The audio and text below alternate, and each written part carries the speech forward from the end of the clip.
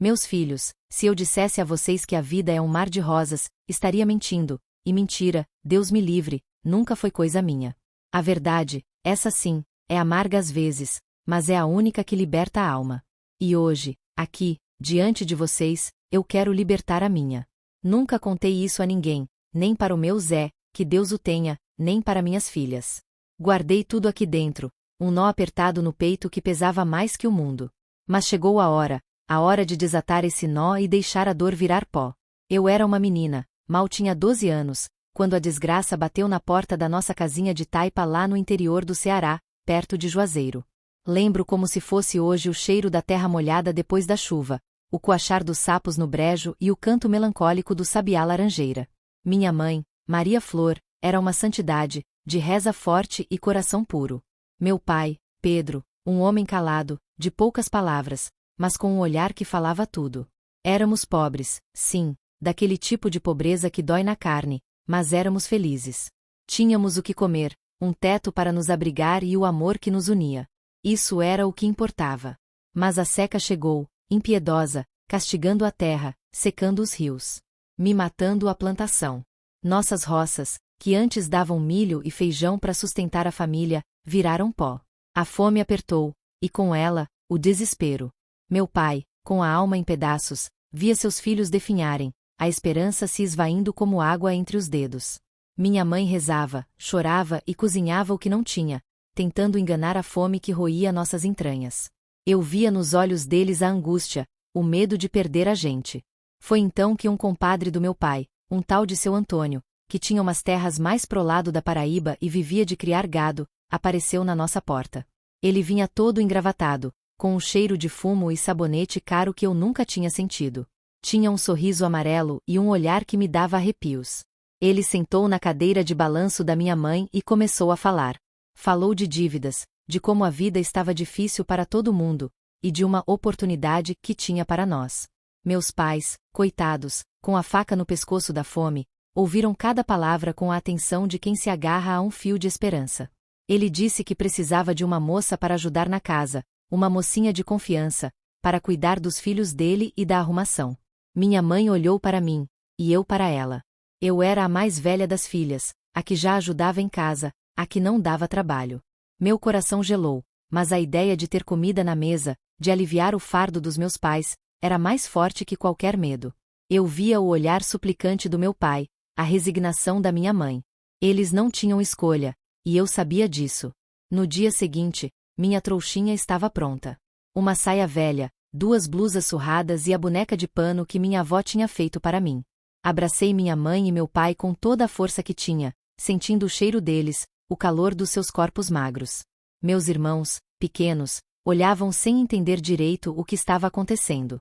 Eu prometi a eles que voltaria, que traria comida, que a gente ia ter dias melhores. Menti, claro. Naquele momento, eu só queria acreditar. A viagem foi longa e cansativa, numa carroça velha que chacoalhava pelos caminhos de terra. O seu Antônio ia na frente, com aquele sorriso forçado, e a cada olhada dele eu sentia um frio na espinha. Chegamos numa fazenda grande, imponente, cercada por mandacarus e cactos. A casa era enorme, branca, com telhas vermelhas e uma varanda espaçosa. Parecia um palácio para uma menina que vivia em casa de taipa. Mal sabia eu que aquele palácio seria minha prisão. A esposa do seu Antônio, Dona Zulmira, era uma mulher gorda, de rosto severo e olhos pequenos, quase escondidos na carne. Ela me olhou de cima a baixo, com desprezo. Essa é a criadinha nova? Ela perguntou com uma voz arrastada, como se eu fosse um bicho. Eu queria chorar, queria correr de volta para os braços da minha mãe, mas me contive. Eu estava ali para trabalhar, para ajudar minha família, e não podia fraquejar. Minha rotina começou antes do sol nascer e terminava muito depois de ele se pôr. Eu limpava, lavava, passava, cozinhava, cuidava dos filhos da Dona Zulmira, 3 pestinhas que me infernizavam a vida. Eram gritos, ordens, humilhações. Burra, inútil, caipira, eram os elogios que eu recebia o dia inteiro. Eu sentia meu corpo exausto, meus ossos doendo, mas o pior era a dor na alma. A saudade da minha família me corroía, a cada riso das crianças eu lembrava dos meus irmãos, a cada cheiro de comida farta eu pensava na fome que eles deviam estar passando. Uma noite, A dona Zulmira me acordou no meio da madrugada. Ela queria que eu esfregasse o chão da sala, que estava imundo. Eu, exausta, mal conseguia me arrastar. Ela me xingou, me empurrou, e eu caí, batendo a cabeça no chão de cimento. Senti o sangue escorrer e a dor latejar, mas ela não se importou. Levanta, preguiçosa, ela gritou, e eu, em meio às lágrimas, me levantei e continuei a esfregar. Ali, naquele chão frio, eu percebi que não era uma empregada, era uma escrava. Minha liberdade, minha infância, tudo tinha sido roubado. Os dias se arrastavam, cada um mais pesado que o outro. Eu contava os minutos, as horas, os dias, sonhando com o momento de voltar para casa. Mas o seu Antônio nunca falava em me mandar de volta. Minhas cartas para minha família, quando eu conseguia escrever escondido, nunca chegavam. E as cartas deles, se é que eles escreviam, também não. Eu estava isolada, sozinha, com o coração apertado pela saudade e pela incerteza. A comida era pouca e ruim, o sono era interrompido e a solidão era minha única companhia. Eu me escondia no quartinho dos fundos, onde dormia num colchão fino no chão, e chorava baixinho, para ninguém ouvir. Eu imaginava meus pais, meus irmãos, e a lembrança dos seus rostos era a única coisa que me dava força para continuar. Eu não podia desistir, não podia morrer ali. Eu precisava voltar para eles. Certa tarde, enquanto estendia roupa no varal, ouvi uma conversa entre Dona Zulmira e uma vizinha. Elas falavam sobre mim, sobre como eu era obediente e não reclamava. E então, ouvi o que me fez gelar o sangue. Ela vai ficar aqui por tempo indeterminado. O pai dela me deve um favor muito grande, e a menina é o pagamento. O pagamento. Eu era uma moeda de troca, um objeto. Meu mundo desabou. As poucas esperanças que ainda restavam em meu peito se esfarelaram. Não havia volta. Não havia resgate. A partir daquele dia, a dor da ausência se somou à dor da humilhação. Eu não era mais a menina esperançosa que um dia sonhou em voltar para casa. Era uma prisioneira, uma escrava moderna, condenada a uma vida de servidão. A raiva começou a brotar em meu peito, uma raiva silenciosa, mas profunda, que me dava forças para seguir em frente. Eu não podia lutar contra eles, mas podia lutar por mim, pela minha sanidade, pela minha dignidade. Meus olhos se encheram de lágrimas só de lembrar. O tempo não apaga certas dores, ele só as esconde no cantinho da memória. Me conta uma coisinha. De onde você tá me ouvindo, meu bem? Sou apaixonada por saber de onde vocês vêm. Já deixa seu like, comenta aqui embaixo e se inscreve no canal que essa vovó aqui lê tudo com carinho. Eu comecei a observar tudo, a aprender cada canto daquela casa, cada rotina, cada brecha. Eu era invisível para eles, uma sombra que se movia pela casa, e isso me deu uma vantagem. Enquanto eles me viam como uma máquina, eu era uma mente, observando, planejando. Eu sonhava com a fuga, com a liberdade, mas sabia que seria difícil. O portão era sempre trancado, os cachorros ferozes, e a fazenda ficava no meio do nada, a quilômetros de qualquer vilarejo. Mas a semente da rebeldia tinha sido plantada. Eu não me permitia mais chorar em público. As lágrimas secaram, e em seu lugar, uma determinação de ferro começou a crescer. Eu imaginava minha mãe, rezando por mim, e sabia que não podia decepcioná-la. Eu seria forte. Eu seria livre. Custe o que custasse. A rotina era um tormento, mas com o tempo, eu comecei a encontrar pequenas brechas, minúsculos raios de sol em meio à escuridão. Percebi que o filho mais novo do seu Antônio, um menino chamado Gabriel, era diferente dos irmãos. Ele tinha uns 7 anos, era quietinho e vivia com o nariz enfiado nos livros. Os outros dois, a Clara e o João, eram cópias exatas da mãe, mimados, arrogantes e cruéis. Mas Gabriel, Gabriel. Ele me olhava com uma curiosidade gentil, uma espécie de pena que eu não queria sentir, mas que, no fundo, me aquecia a alma. Eu sempre fui apaixonada por histórias. Minha mãe contava causos do sertão, lendas de onças e lobisomens, e eu ficava ali, hipnotizada. Na fazenda, não havia livros para mim, claro, mas Gabriel tinha a biblioteca particular dele. Livros de aventura, de poesia, de mundos distantes. Eu via ele lendo na varanda e sentia uma pontada de inveja, uma vontade louca de segurar um daqueles tesouros nas mãos. Um dia, enquanto eu varria a sala, um dos livros de Gabriel caiu no chão.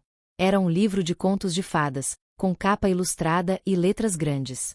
Eu me abaixei para pegar e, por um instante, meus dedos roçaram as páginas.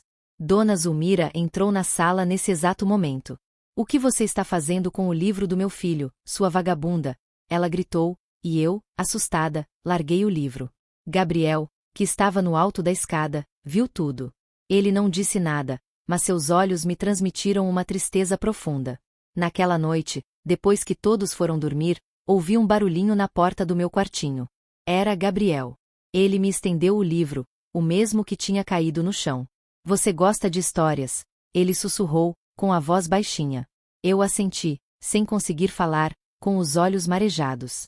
Ele sorriu, um sorriso tímido, mas que para mim foi como um bálsamo. Eu posso te ensinar a ler, se você quiser. Ele propôs. Aquela foi a primeira vez que alguém, naquela fazenda, me ofereceu algo que não fosse dor ou humilhação. Foi a primeira vez que me senti vista como um ser humano, e não como uma ferramenta. Dali em diante, nossos encontros se tornaram um segredo compartilhado. Todas as noites, depois que a casa adormecia, Gabriel vinha ao meu quartinho. Ele trazia um livro, à luz da lamparina, me ensinava as letras, as sílabas, as palavras. Eu aprendia rápido, com uma sede de conhecimento que parecia maior que a fome. Eu era como uma esponja, absorvendo cada letra, cada frase. As palavras se transformavam em imagens, em ideias, em um mundo novo que se abria diante dos meus olhos. Eu lia sobre reinos distantes, sobre heróis corajosos, sobre princesas aprisionadas que encontravam a liberdade. E cada história, cada parágrafo, me dava mais e mais força para sonhar com a minha própria liberdade. Gabriel era meu anjo, meu professor, meu amigo.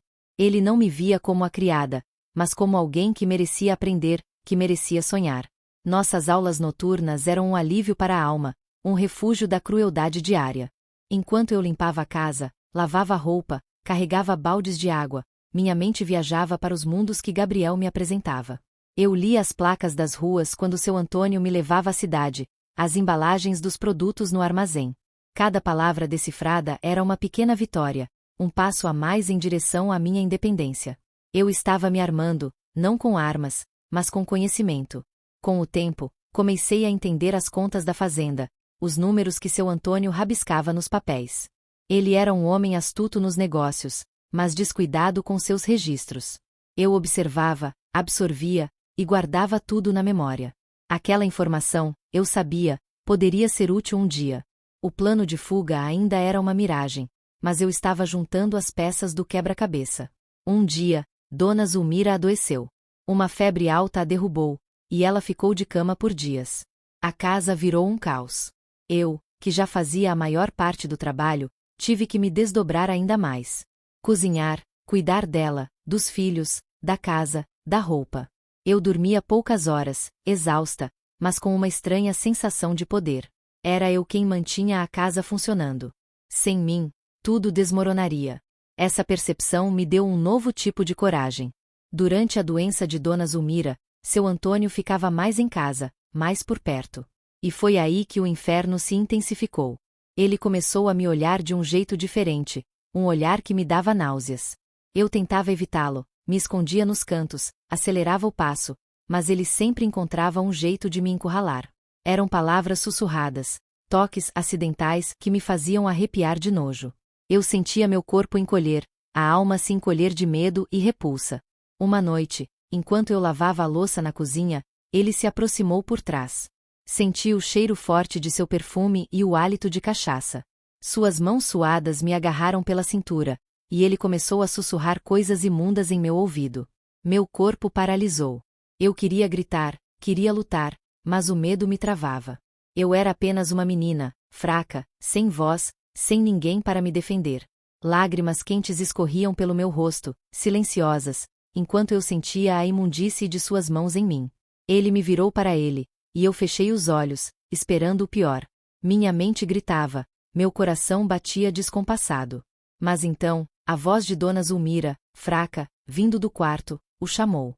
Ele praguejou baixinho, me soltou e saiu apressado. Eu caí no chão, tremendo, o estômago embrulhado, sentindo-me suja, violada, mesmo sem ter sido tocada de fato da pior forma. O trauma, no entanto, já estava ali, marcado na minha pele, na minha memória. A pureza da minha infância, que já estava em farrapos, agora parecia ter sido completamente rasgada. Naquela noite, Gabriel não veio ao meu quartinho. Eu deitei no colchão frio e chorei até o amanhecer. As palavras que ele me ensinava, as histórias de bravura, pareciam distantes, irreais. Como eu poderia ser forte se era tão vulnerável? Como eu poderia sonhar com a liberdade se estava presa em um pesadelo tão real? Aquele foi o dia em que uma parte de mim morreu. A menina ingênua, a menina que acreditava na bondade do mundo, se foi. Em seu lugar, nasceu uma mulher endurecida pela dor, mas com uma chama de resistência que se recusava a apagar. Eu não seria uma vítima. Eu sobreviveria. E eu me vingaria. Não da forma que eles esperavam, mas da minha forma. Com a minha liberdade. Aquele episódio com o seu Antônio me marcou de um jeito que vocês nem imaginam. Cada vez que ele chegava perto, eu sentia um calafrio, um nojo que me embrulhava o estômago. Eu ficava mais atenta, mais arredia, sempre procurando uma forma de me esquivar, de me proteger. Eu tentava ao máximo não ficar sozinha com ele, inventava alguma desculpa para estar na cozinha com a cozinheira, Dona Zefa, uma senhora calada, de poucas palavras, mas que me olhava com uma ternura velada.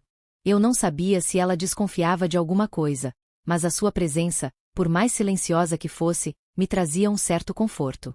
As aulas com Gabriel continuavam. Ele era meu porto seguro no meio daquele turbilhão. A cada livro que líamos, eu sentia minha mente se expandir, meu horizonte se ampliar. As histórias me transportavam para longe da fazenda, para um lugar onde a dor e o medo não existiam. Eu devorava cada página, cada palavra, e a sede de conhecimento se misturava com a sede de liberdade. Eu sabia que a leitura era uma arma, uma ferramenta que me ajudaria a sair dali. Com o tempo, comecei a entender que Gabriel também era um pouco prisioneiro naquela casa. Os irmãos o maltratavam, a mãe o ignorava, e o pai, seu Antônio, só se importava com os negócios. Gabriel era diferente, sonhador, e isso o tornava um alvo fácil para a crueldade da família. Eu sentia uma conexão com ele, uma irmandade de almas que buscavam algo mais, algo além daquelas paredes. Certa manhã, enquanto eu arrumava o escritório de seu Antônio, encontrei um maço de cartas e documentos. Eram cartas da minha mãe. Sim, minha mãe. Meu coração disparou. Eu as peguei, minhas mãos tremendo, e comecei a ler. Eram cartas cheias de saudades, de preocupação, perguntando por mim, pedindo notícias. Ela dizia que estava doente, que sentia minha falta, que não entendia por que eu não respondia. Cada palavra era uma facada no meu peito. Seu Antônio tinha escondido tudo. Ele não queria que eu soubesse que minha família estava me procurando, que sentia minha falta. Ele queria me manter isolada, sem esperança. A raiva me consumiu. Uma fúria que eu nunca tinha sentido antes. Como ele podia ser tão cruel? Como podia roubar de mim a única coisa que me mantinha viva, a esperança de um dia reencontrar minha família? Eu li todas as cartas, uma por uma, gravando cada palavra em minha memória. E entre elas, uma me chamou a atenção, uma carta de minha mãe para meu pai, onde ela mencionava que estava vendendo uns pedacinhos de terra que o avô tinha deixado de herança para comprar remédios e que ela guardava o dinheiro com o compadre João, lá de Juazeiro. Essa informação, eu sabia, era valiosa. Meu pai tinha um compadre em Juazeiro, e ele podia ser a chave para minha liberdade. Naquele dia, eu jurei para mim mesma que sairia dali, custe o que custar. A informação sobre o compadre João acendeu uma chama de esperança em meu peito. Eu precisava chegar até ele. Eu precisava encontrar uma forma de fugir. Comecei a observar os padrões de seu Antônio. Ele viajava com frequência para a cidade para resolver negócios, e sempre levava a dona Zulmira junto. Nessas ocasiões, a casa ficava mais vazia, e a vigilância diminuía. Eu percebi que a porta dos fundos, que dava para a cozinha, às vezes ficava destrancada por alguns minutos quando Dona Zefa saía para o quintal. Era uma chance, por menor que fosse. As noites com Gabriel se tornaram mais intensas. Eu não contava a ele sobre meus planos de fuga, não queria envolvê-lo em algo tão perigoso. Mas eu perguntava sobre os caminhos, sobre as cidades próximas, sobre como as pessoas viajavam. Ele, ingênuo, me respondia com a empolgação de quem compartilha conhecimento. A estrada principal leva para Petrolina, e de lá você pode pegar um ônibus para Juazeiro. Ele me disse uma vez, sem saber a importância daquelas palavras para mim. Eu guardava cada detalhe, cada informação, como um tesouro. Eu sabia que precisaria de dinheiro, e foi aí que a observação dos papéis de seu Antônio me ajudou. Eu comecei a notar que ele guardava algumas notas de dinheiro, troco de seus negócios, em uma gaveta específica em seu escritório, geralmente misturado a recibos e documentos sem importância. Era pouco, mas seria o suficiente para a primeira parte da minha jornada. A espera pela oportunidade perfeita era excruciante. Cada dia parecia uma eternidade, mas eu sabia que a pressa poderia arruinar tudo.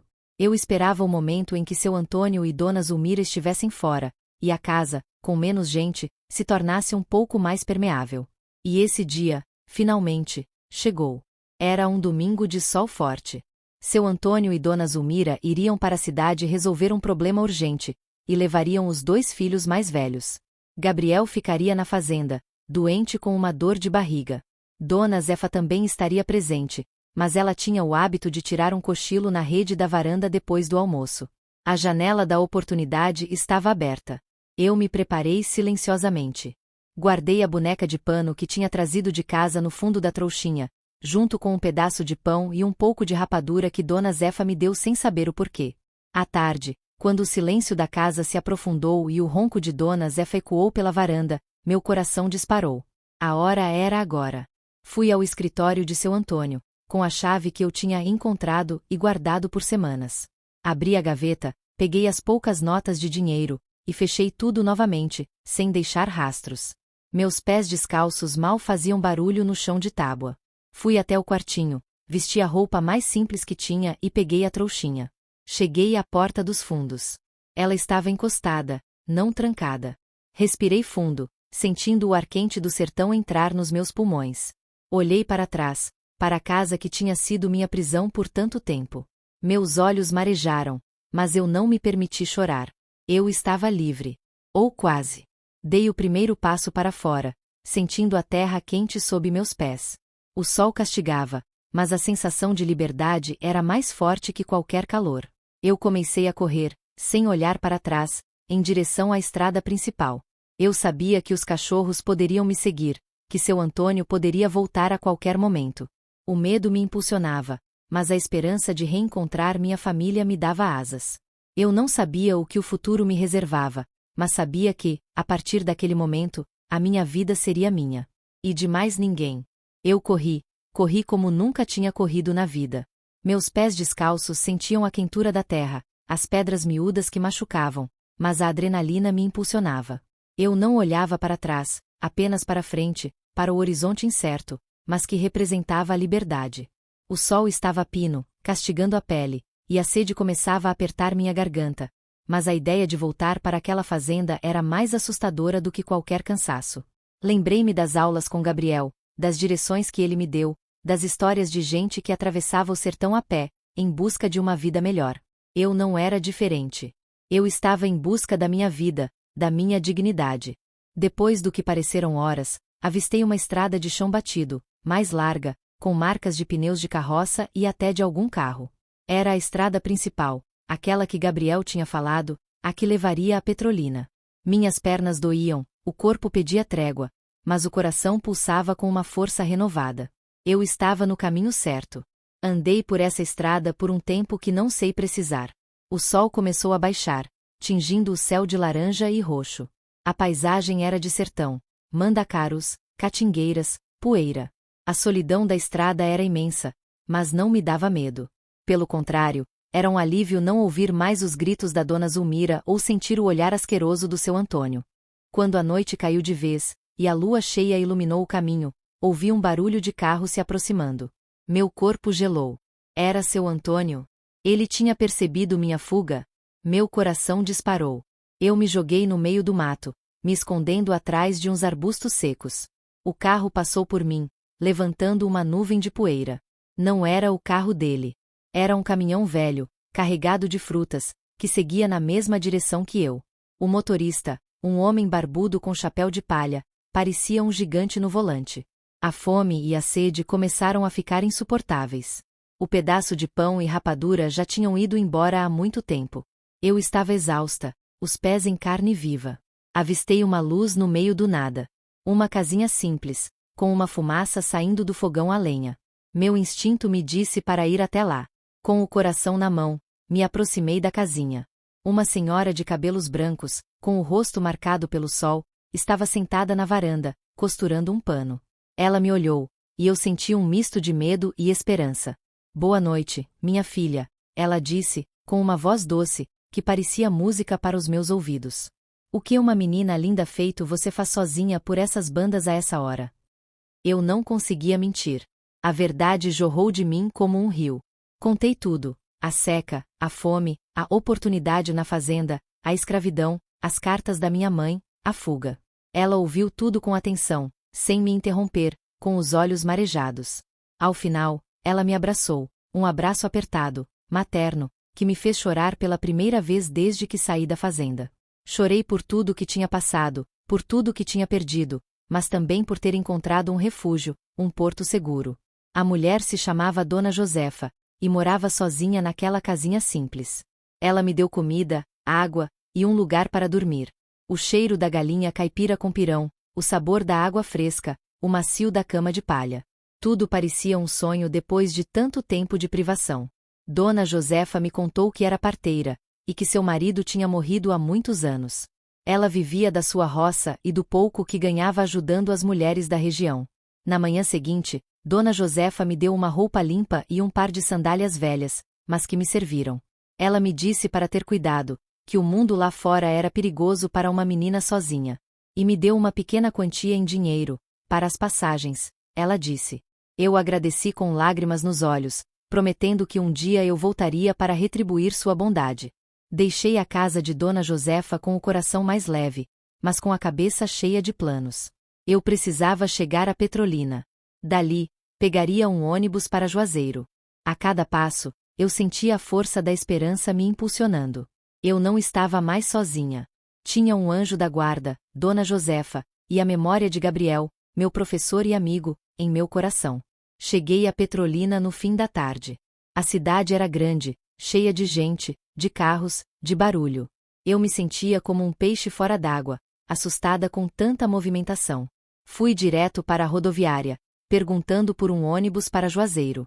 O bilheteiro, um homem atencioso, me explicou que o próximo ônibus sairia dali a algumas horas. Com o dinheiro contado, comprei a passagem. Sentei num banco da rodoviária, observando as pessoas que passavam, cada uma com sua própria história. Eu era mais uma viajante, uma alma em busca de um destino. A ansiedade era grande, a expectativa de reencontrar minha família era quase insuportável. A viagem de ônibus para Juazeiro foi longa. O sol já tinha nascido quando chegamos. A cidade estava acordando, com o cheiro de café e pão fresco. Meu coração batia forte. Eu estava de volta à minha terra, ao lugar onde a minha história começou. Agora, eu precisava encontrar o compadre João. Desci do ônibus na rodoviária de Juazeiro com o coração apertado e as pernas bambas. A cidade era um burburinho de gente, de sons e de cheiros que me eram familiares, mas que agora pareciam estranhos. Eu não sabia por onde começar. Juazeiro era grande, e encontrar um compadre João, sem sobrenome, sem endereço, parecia uma missão impossível. Mas eu não podia desistir. Minha família dependia de mim, e eu dependia de encontrá-los. Lembrei-me do que minha mãe havia escrito na carta, que o compadre João morava perto da igreja matriz, e que era um homem que trabalhava com couro. Aquelas poucas informações eram a minha bússola. Comecei a andar, meus olhos atentos a cada esquina, a cada pessoa. As ruas de Juazeiro eram cheias de vida, de vendedores ambulantes, de carros de boi e de gente apressada. Eu me sentia uma formiga no meio daquele formigueiro. A fome e a sede voltaram a me apertar, mas a urgência de encontrar o compadre João era maior que qualquer desconforto físico. Cheguei à praça da igreja matriz. Uma igreja antiga, imponente, com paredes de pedra e um sino que badalava as horas. Ali, a agitação era ainda maior. Pessoas sentadas nos bancos, crianças brincando, carroças passando. Eu perguntei a um vendedor de milho verde se ele conhecia um homem chamado João que trabalhava com couro. Ele me olhou desconfiado, mas apontou para uma rua lateral. Tem um tal de João do Couro por ali, mas não sei se é o que se procura, mocinha. Segui a direção que ele indicou, sentindo uma pontada de esperança. A rua era estreita, com lojinhas de artesanato e de artigos de couro. O cheiro de couro curtido me invadiu. Era um cheiro forte, característico, que me remetia a coisas antigas, há tempos passados. Eu sabia que estava perto.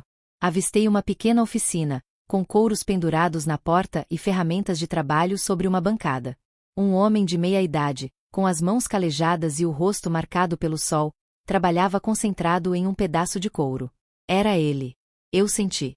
Com a voz embargada pela emoção, eu o chamei. Comadre Maria Flor, compadre João. Ele levantou a cabeça, os olhos curiosos, e me olhou de cima a baixo. Quem é a senhora, mocinha? Ele perguntou, com uma voz rouca. Eu me apresentei. Sou Lúcia, filha de Maria Flor e Pedro. A senhora lembra das cartas da minha mãe, que ela vendia as terras para comprar remédios. Eu sou a menina que estava na fazenda do seu Antônio. As palavras saíram atropeladas, em um misto de alívio e desespero. O rosto do compadre João se iluminou. Ele largou o trabalho e veio até mim, me abraçando com carinho. Minha Nossa Senhora! Que milagre! Sua mãe nunca mais teve notícia de você. Ela está tão doente, tadinha, vivendo de esperança de te encontrar. Ele me levou para dentro da oficina, ofereceu um copo d'água e me fez sentar. Contei a ele toda a minha história, desde a seca que nos atingiu, a partida para a fazenda de seu Antônio, a escravidão disfarçada, as cartas escondidas, a fuga e a ajuda de Dona Josefa. Ele ouvia tudo com atenção, os olhos marejados, a cada palavra um suspiro de tristeza. Aquele canalha! Eu desconfiava que tinha algo errado. Sua mãe mandou tantas cartas, e nunca teve resposta. Ela chorava todos os dias por você, minha filha. Compadre João me contou que minha mãe, Maria Flor, estava muito doente, com uma doença no pulmão que a deixava sem fôlego. Meu pai, Pedro, estava trabalhando como diarista em roças de outros, lutando para conseguir o dinheiro para os remédios e para a comida dos meus irmãos, que agora eram 3. A vida deles não tinha melhorado muito desde que eu parti. A notícia da doença da minha mãe me atingiu como um raio. Eu senti uma dor no peito, uma culpa avassaladora por estar longe, por não poder ajudar. Mas o compadre João me tranquilizou. Você fez o certo em fugir, minha filha. Você está viva, e isso é o que importa. Agora, vamos cuidar da sua mãe. Ele me levou para sua casa, uma casa simples nos fundos da oficina, onde sua esposa, Dona Socorro, me recebeu com um abraço apertado e lágrimas nos olhos. Ela já conhecia a minha história pelas cartas da minha mãe. Naquela noite, eu comi a melhor comida da minha vida, um ensopado de bode com pirão, preparado com carinho por Dona Socorro. Dormi em uma cama macia, sentindo o cheiro de casa, o cheiro de segurança. Eu estava em casa, de verdade. No dia seguinte, compadre João me levou para a nossa casinha de taipa, nos arredores de Juazeiro. O coração batia forte no peito, uma mistura de ansiedade e medo. Será que minha mãe me reconheceria? Será que estaria muito mal? Quando chegamos, a porta estava aberta. Meu pai estava sentado na varanda, com um olhar distante. Meus irmãos, agora um pouco maiores, brincavam no terreiro. E minha mãe, deitada em uma rede, tossia fracamente. Maria Flor, Pedro, compadre João chamou. Olha quem eu trouxe para vocês. Meu pai levantou a cabeça, e seus olhos, que antes pareciam vazios, se arregalaram ao me ver. Minha mãe, com dificuldade, se virou na rede. Lúcia, ela sussurrou, e seus olhos se encheram de lágrimas. Eu corri para ela, me ajoelhei ao seu lado e a abracei com todas as minhas forças, sentindo o cheiro dela, o calor do seu corpo frágil. Ela me abraçou de volta, tossindo, mas com um sorriso que iluminou seu rosto pálido. Meus irmãos se aproximaram, curiosos, e eu os abracei também, um por um. Naquele abraço, toda a dor, todo o sofrimento, toda a solidão que eu tinha carregado nos últimos anos se transformaram em alívio. Eu estava de volta. Eu estava com a minha família. Eu estava livre. Mas a luta ainda não tinha acabado. Minha mãe precisava de cuidados, e eu precisava encontrar um jeito de ajudar minha família a se reerguer. A vida me deu uma segunda chance, e eu não a desperdiçaria. O reencontro com a minha família foi como um bálsamo para a alma ferida. Mas a alegria vinha misturada com a amargura da realidade. Minha mãe estava fraca, a tosse constante esgotava suas forças. Meu pai, magro e cansado, carregava nos olhos o peso da preocupação. Meus irmãos, apesar da alegria de me ver, tinham nos rostos a marca da privação. A nossa casinha, antes cheia de risos, agora parecia ter encolhido sob o fardo da doença e da pobreza. Eu não podia ficar parada. Eu precisava agir. As palavras de Dona Josefa, "Você está viva, e isso é o que importa", ecoavam na minha mente. E a informação sobre o dinheiro guardado com compadre João, a herança da minha avó, que antes parecia insignificante, agora era a nossa única tábua de salvação. Na manhã seguinte, depois de cuidar da minha mãe e ajudar meu pai a preparar a roça para a próxima plantação, conversei com ele e com compadre João. Expliquei o que tinha lido nas cartas da minha mãe, sobre as terras que seriam vendidas e o dinheiro que estava guardado com ele. Compadre João confirmou a história. Minha mãe, em sua sabedoria, tinha se prevenido, mesmo na miséria. "O dinheiro não é muito", Lúcia, compadre João explicou, "mas pode ajudar no tratamento da sua mãe e a comprar algumas coisas para casa. Mas vai ter que ter um jeito de pegar, pois quem tem a procuração para receber é a sua mãe, e no estado que ela está, não sei se vai dar." Meu coração se apertou, mas uma ideia começou a florescer na minha mente. Eu tinha aprendido a ler e a escrever, graças a Gabriel. Eu tinha aprendido a assinar. Eu podia imitar a assinatura da minha mãe. Era arriscado, eu sabia, uma desonestidade, mas era por uma causa maior: a vida da minha mãe. Naquela mesma tarde, com a ajuda de compadre João, fomos ao cartório. Eu disse que minha mãe estava muito doente e não podia ir. O tabelião, um homem velho e distraído, não desconfiou da minha letra um pouco trêmula. Com o coração aos pulos, imitei a assinatura da minha mãe. O dinheiro foi liberado. Não era uma fortuna, mas era o suficiente para os primeiros passos. Compramos os remédios mais urgentes para minha mãe. O farmacêutico, um conhecido do compadre João, nos deu um bom desconto, sensibilizado com a situação. Compramos também alimentos, farinha, feijão, arroz, um pouco de carne seca. Ver a despensa cheia, mesmo que por pouco tempo, me trouxe um alívio imenso. Nos dias que se seguiram, eu me dediquei a cuidar da minha mãe. Aprendi com Dona Socorro, a esposa do compadre João, a preparar chás de ervas, a fazer compressas, a dar os remédios na hora certa. Eu lia para ela os livros que Gabriel me ensinou a amar, e ela, mesmo fraca, sorria com cada história. Aos poucos, a tosse foi diminuindo, a febre cedia, e o brilho voltava aos seus olhos. Ela estava se recuperando. Mas o dinheiro logo começou a acabar. Eu sabia que precisaríamos de uma renda fixa.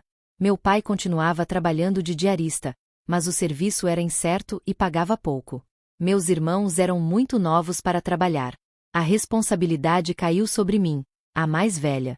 Decidi que precisava encontrar um emprego na cidade. Algo que me desse um salário, que me permitisse ajudar minha família de verdade. Eu não queria voltar para uma vida de servidão, mas também não podia ser exigente. Com a ajuda de compadre João e Dona Socorro, comecei a procurar. Andei de porta em porta, oferecendo meus serviços. Ninguém queria contratar uma menina tão nova, sem experiência. Mas eu não desisti. Eu tinha uma família para sustentar, e a lição de Gabriel e de Dona Josefa ecoava em meu coração. A educação era a minha maior arma. Eu sabia ler e escrever, e isso já me dava uma vantagem. Depois de muitas portas na cara, encontrei uma oportunidade em uma pequena loja de tecidos, no centro de Juazeiro. O dono, um senhor português chamado seu Manuel, precisava de alguém para ajudar a organizar o estoque, limpar a loja e, se soubesse, fazer as contas. Eu me apresentei, com a minha melhor roupa e um sorriso no rosto. "Eu sei ler e escrever, seu Manuel", eu disse, com uma voz firme, sem vacilar. "E sou boa com números. Posso ajudar a organizar tudo, e prometo que não vai se arrepender." Ele me olhou, surpreso, e me testou com algumas contas. Eu resolvi tudo rapidamente. Ele sorriu. "Está contratada, mocinha. Começa amanhã." Eu saí da loja com o coração batendo descompassado. O primeiro emprego. A primeira chance de verdade. A primeira vez que me sentia dona do meu destino.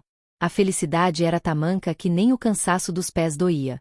Eu podia ajudar a minha família. Eu podia dar uma vida melhor para meus irmãos. Eu podia fazer minha mãe sorrir de novo. Os dias na loja eram longos, mas gratificantes. Eu aprendia rápido, com uma dedicação que surpreendia seu Manuel. Eu organizava o estoque com maestria, aprendia sobre os tecidos, sobre os clientes. E, nas horas vagas, eu lia os livros da pequena biblioteca do seu Manuel. Livros sobre negócios, sobre o mundo, sobre a vida. Eu sentia que estava crescendo, que estava me tornando uma mulher forte e independente. Com o primeiro salário, comprei um presente para minha mãe, um lenço bonito, bordado com flores. Ela chorou de emoção ao recebê-lo. Comprei também alguns doces para meus irmãos e um pedaço de fumo para meu pai. Ver a alegria nos olhos deles era a maior recompensa. Eu não era mais a menina que havia sido vendida. Eu era a provedora, a esperança da minha família. A vida ainda era difícil, mas eu tinha esperança. E a esperança, meus filhos, é a coisa mais valiosa que a gente pode ter. Os dias na loja do seu Manuel se transformaram em meses, e os meses em anos. Eu crescia, aprendia, e me tornava cada vez mais indispensável. Seu Manuel, um homem de coração bom, me via como uma filha. Ele me ensinou tudo sobre o comércio, como comprar, como vender, como lidar com os clientes. Eu me tornei sua braço direito, sua confidente. Minha caligrafia, antes trêmula, agora era firme e bonita. Eu cuidava dos livros de contabilidade com uma dedicação que ninguém na cidade imaginava que uma moça tão nova pudesse ter. Minha mãe, graças aos cuidados e aos remédios, foi se recuperando. Nunca mais teve o fôlego de antes, mas a vida voltou aos seus olhos. Ela sentava na porta de casa e via o movimento, feliz por ter a família reunida. Meus irmãos cresciam, e eu fazia questão de que todos fossem para a escola. O conhecimento, eu sabia, era a chave para a liberdade. Eu não queria que nenhum deles passasse pelo que eu passei. Aos 18 anos, eu já era a gerente da loja de seu Manuel. Ele confiava em mim cegamente. Eu tinha um salário justo, e com ele pude reformar nossa casinha de taipa, que agora tinha 2 quartos, um banheiro simples e um telhado que não vazava. Minha família finalmente tinha dignidade. Mas o destino, meus filhos, gosta de nos pregar peças. Um dia, recebi uma notícia que me atingiu como um raio. Seu Manuel estava muito doente. Ele foi internado, e os médicos disseram que não havia muito o que fazer. Cuidar dele era a minha maior prioridade. Eu passava as noites no hospital, segurando sua mão, lendo para ele as notícias do jornal, contando as novidades da loja. Seu Manuel, em um de seus últimos suspiros, me chamou. Lúcia, minha filha. Ele disse com a voz fraca. Você é a única pessoa em quem confio. Eu quero que você fique com a loja. É sua. Cuide dela como se fosse seu próprio filho. Eu chorei, com o coração partido, mas com uma gratidão imensa. Ele não me deu apenas uma loja, ele me deu um futuro, uma oportunidade de ser dona do meu próprio destino. A morte de seu Manuel foi um golpe duro. Eu chorei a sua partida como se fosse a de um pai. A loja, que era seu legado, se tornou o meu. E eu jurei a mim mesma que faria dela um sucesso, em sua memória. Nos primeiros meses, foi difícil. Eu era uma mulher jovem, à frente de um negócio em uma cidade onde os homens dominavam o comércio. Havia desconfiança, alguns olhares de desprezo, mas eu não me deixava abalar. Eu era a dona Lúcia, a dona da loja de tecidos, e eu faria valer cada suor, cada lágrima derramada. Eu investi na loja. Trouxe tecidos novos, mais modernos, coloridos.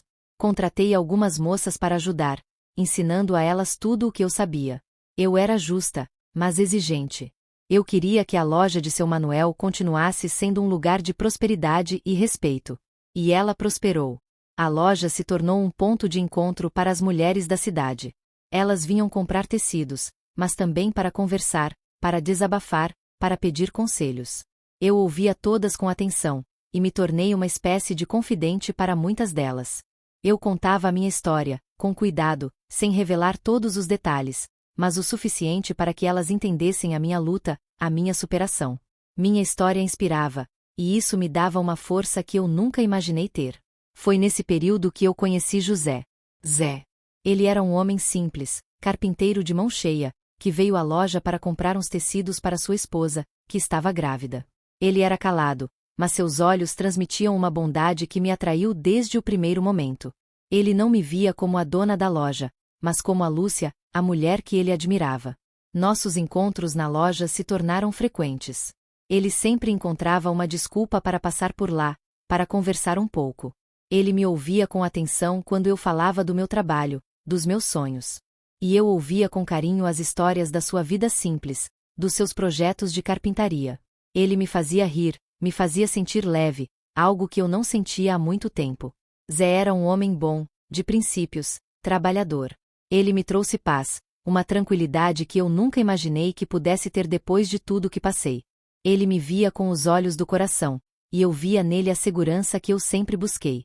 Nosso amor floresceu, simples e verdadeiro, como as flores do mandacaru que brotam no sertão depois da chuva.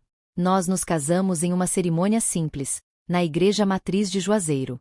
Minha mãe estava lá, feliz, com os olhos marejados. Meu pai, orgulhoso, entregou minha mão a Zé. Meus irmãos, já crescidos, eram meus padrinhos. Dona Socorro e compadre João, meus anjos da guarda, também estavam lá, testemunhando a minha felicidade. A vida com o Zé foi um presente.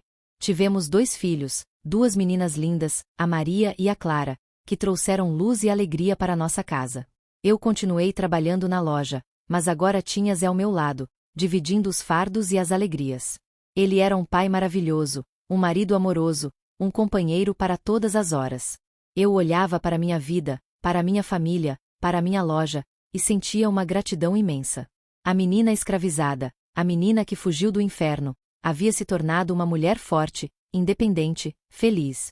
A dor do passado nunca seria apagada, mas ela se transformou em força, em resiliência. Eu aprendi que a vida, por mais dura que seja, sempre nos oferece uma chance de recomeçar, de florescer onde ninguém espera. E essa, meus filhos, é a maior lição de todas. A vida seguiu seu curso, trazendo consigo a doçura dos dias com a família e o sabor da prosperidade na loja. Minhas filhas, Maria e Clara, cresciam lindas e espertas, enchendo a casa de risos e de uma alegria que eu nunca imaginei que pudesse ter. Zé era meu porto seguro, o homem que me amava e me apoiava em cada passo. Minha mãe, embora ainda frágil, desfrutava da tranquilidade e do carinho da família. Meu pai, com a dignidade restaurada, via o fruto do seu trabalho e da minha luta. A loja prosperava. Eu não vendia apenas tecidos, eu vendia sonhos, possibilidades. As mulheres de Juazeiro vinham à loja da Lúcia não só para comprar, mas para conversar, para desabafar, para compartilhar suas vidas. Eu me tornei uma ouvinte atenta, uma confidente, e em troca, elas me ofereciam suas histórias, suas alegrias e suas dores. A loja era mais do que um negócio, era um ponto de encontro, um centro de apoio para a comunidade feminina. Eu sempre tive em mente o poder do conhecimento. Por isso, incentivei minhas filhas a estudar, a ir além do que eu pude. Maria, a mais velha, era curiosa e vivaz, com uma paixão por livros que me lembrava de Gabriel. Clara, a caçula, era mais prática, com um talento natural para os números e para o comércio, como eu. Eu as via crescer e sentia um orgulho imenso, sabendo que estava lhes oferecendo um futuro diferente do meu passado. Em Juazeiro, eu encontrei um lar, uma família, um propósito. Mas o passado, ele sempre nos encontra. E o meu passado tinha um nome, Seu Antônio. Um dia, enquanto eu estava na loja, atendendo uma cliente, vi um homem entrar. Alto, com os cabelos grisalhos e o corpo curvado. Ele parou na porta, os olhos percorrendo a loja, e por um instante, nossos olhares se cruzaram. Meu corpo gelou. Aquele cheiro de fumo, aquele sorriso amarelo, aquele olhar. Era ele. Seu Antônio. Eu senti um tremor nas pernas, o coração batendo descompassado no peito. A voz me sumiu. A cliente me olhou, estranhando minha palidez. Dona Lúcia, a senhora está bem? Eu forcei um sorriso, tentando disfarçar o pavor que me invadia. Ele não me reconheceu de imediato. Eu estava diferente, não era mais a menina magra e assustada que ele explorava. Eu era uma mulher feita, bem vestida, dona do meu próprio negócio. Mas o medo era um instinto que me alertava. Ele começou a olhar os tecidos, e eu me escondia atrás do balcão, fingindo organizar algumas peças. Minhas mãos tremiam, e eu rezava para que ele fosse embora, para que aquele pesadelo não se tornasse real novamente. Mas ele se aproximou do balcão. Bom dia, moça, ele disse, com a voz que eu lembrava tão bem, a voz que me assombrava em pesadelos. Poderia me mostrar uns tecidos para a cortina? Eu levantei a cabeça, os olhos fixos nos dele. Ele me olhou de novo, com mais atenção. O sorriso dele vacilou, e uma expressão de surpresa, quase de espanto, apareceu em seu rosto. Lúcia, é você? Mas, como? Minha voz saiu, firme, apesar do nó na garganta. Sim, seu Antônio. Sou eu. Lúcia. A menina que o Senhor comprou da minha família. Ele recuou um passo, pálido. Não, Lúcia, não é bem assim. Eu só quis ajudar sua família, a seca, você sabe. Ele tentou se justificar, mas eu não o deixei. Ajudar? O Senhor me escravizou, seu Antônio. Me roubou a infância, me humilhou, me fez viver no medo. O Senhor escondeu as cartas da minha mãe, me impediu de saber da doença dela. O Senhor foi um carrasco, seu Antônio. E agora, o Senhor está na minha loja, na minha cidade, pedindo a minha ajuda. Minha voz estava carregada de uma raiva que eu tinha guardado por anos, uma raiva que agora explodia. Ele tentou argumentar, mas eu o cortei. Não venha com desculpas, seu Antônio. Eu sei a verdade. Eu vivi a verdade. E agora, o Senhor vai me ouvir. Eu contei a ele, ali, no meio da minha loja, para quem quisesse ouvir, a história da minha fuga, da minha luta, da minha superação. Eu falei da dor, da humilhação, da fome, do medo. E da força que eu encontrei para sobreviver, para me reerguer. A loja estava em silêncio. As clientes que estavam presentes olhavam, atonitas, para a cena. O rosto de seu Antônio estava vermelho, os olhos arregalados de vergonha. Ele tentou sair, mas eu o impedi. Não. O Senhor vai me ouvir até o fim. E vai ouvir que a menina que o Senhor tentou esmagar se tornou uma mulher, uma dona de seu próprio destino. Que o Senhor não me destruiu. Apenas me deu a força para lutar e vencer. Eu não sei de onde tirei tanta coragem. Talvez tenha vindo de todas as noites que chorei escondida, de todas as humilhações que engoli calada. Talvez tenha vindo da memória de Dona Josefa, de Gabriel, da minha mãe. Ele não aguentou. Com a cabeça baixa, ele se virou e saiu da loja, sem dizer uma palavra. As clientes, que tinham ouvido tudo, vieram me abraçar, com lágrimas nos olhos. Eu senti um alívio imenso, como se um peso gigante tivesse sido tirado dos meus ombros. A ferida ainda doía, mas agora estava limpa, exposta ao sol. Naquela noite, contei tudo a Zé. Ele me abraçou forte, sem dizer uma palavra, apenas me dando o conforto que eu precisava. Ele sabia da minha história, mas nunca tinha visto a ferida tão exposta. Ele me amava, e isso era o que importava. A presença de seu Antônio em Juazeiro não foi por acaso. Descobri depois que ele estava falido. A seca, a má administração, e talvez, a mão da justiça divina, tinham tirado tudo dele. Ele estava em Juazeiro tentando recomeçar, pedindo favor a antigos conhecidos. Aquele encontro na minha loja foi o seu último suspiro de dignidade. Eu nunca mais o vi. E, sinceramente, nunca mais procurei por ele. Aquele encontro, embora doloroso, foi libertador. Eu provei para mim mesma, e para ele, que eu era mais forte do que ele imaginava. Que a dor pode nos quebrar, mas também pode nos moldar, nos transformar em algo indestrutível. A vida é mesmo um tir de fios intrincados, meus filhos. Alguns são dourados e macios, outros, ásperos e escuros, mas todos se entrelaçam para formar a tapeçaria da nossa existência. O encontro com seu Antônio me deixou marcas, sim, mas também uma sensação estranha de paz. Era como se eu tivesse limpado uma ferida antiga, e agora, ela podia finalmente cicatrizar. Os anos seguintes foram de muita paz e de muito trabalho. Minhas filhas cresceram, se tornaram moças inteligentes e determinadas. Maria, a mais velha, com o dom das palavras, foi estudar para ser professora. Clara, a caçula, com a veia do comércio, me ajudava na loja e sonhava em ter o próprio negócio. Zé, meu eterno companheiro, continuava seu trabalho de carpinteiro, fazendo os melhores móveis de Juazeiro e construindo uma casinha para cada uma de nossas filhas, com as próprias mãos. Minha mãe, Maria Flor, nos deixou alguns anos depois.